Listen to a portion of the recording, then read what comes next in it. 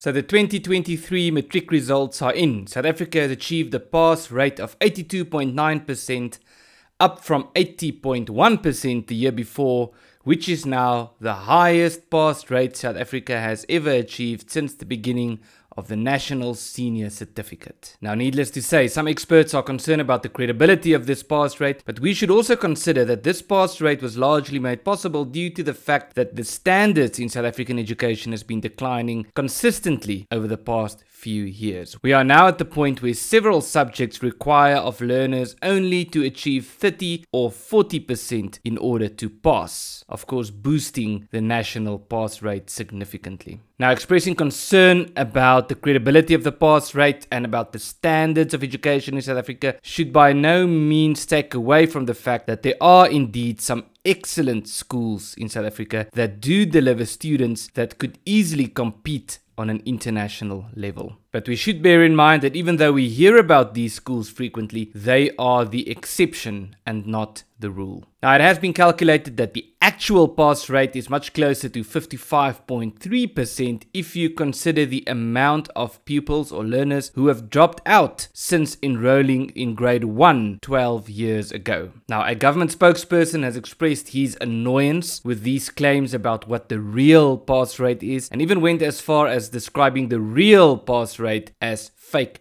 news, saying that we should consider all the reasons why these students dropped out between enrolling in grade 1 12 years ago and passing the matric exam today. And his defense in this regard is flabbergasting, to say the least. According to this government spokesperson, we should bear in mind that some of these pupils who enrolled in grade 1 12 years ago didn't write the exam because they were murdered. Others didn't write the exam because they are in drug rehabilitation centers. And others didn't write the exam due to teenage pregnancies. Now, this is the first and only case that I am aware of where a government has used child murders, child drug abuse, and teenage pregnancies as a reason or a foundation for boasting about its achievements. Now, I should add that the students who do their matric exams as part of the Independent Examinations Board, or the IEB, consistently perform much better on average than the students who write the standard government exams. The IEB has consistently achieved a pass rate of more than 98%. Now, you would expect of the South African government to celebrate this, to congratulate them, and to try and learn from them in order to improve themselves. But predictably,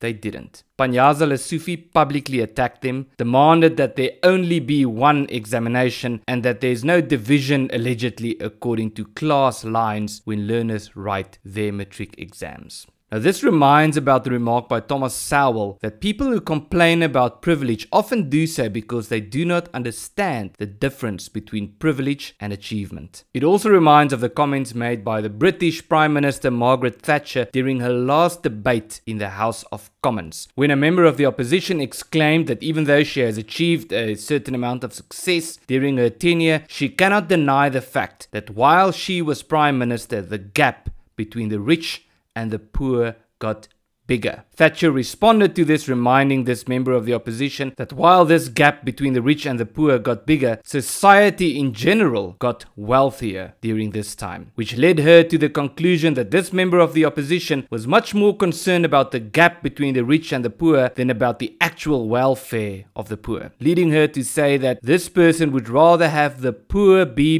poorer, provided that the rich is less rich. It's a sentiment driven by envy and hatred and not by the pursuit to excel. So where does this leave us? Well, firstly, it's again a reminder that we should not trust the South African government and these politicians who are so drunk on power and ideology that they simply have no interest to promote the lives of ordinary members of the public in this country. Because what matters to them is their own power and their need to blame, shift and scapegoat to ensure that they are covered for their own failures. But in a sense, this is quite a liberating conclusion. It's liberating to recognize that we are not and should not be dependent on the South African government. And in as far as we leave or render ourselves dependent on the South African government, or governments in general, we are left vulnerable and we have less freedom. But that, even if the government wishes to control our lives and micromanage us as far as it possibly could, there really is much that we can do to state-proof ourselves and take control of our lives within our own communities.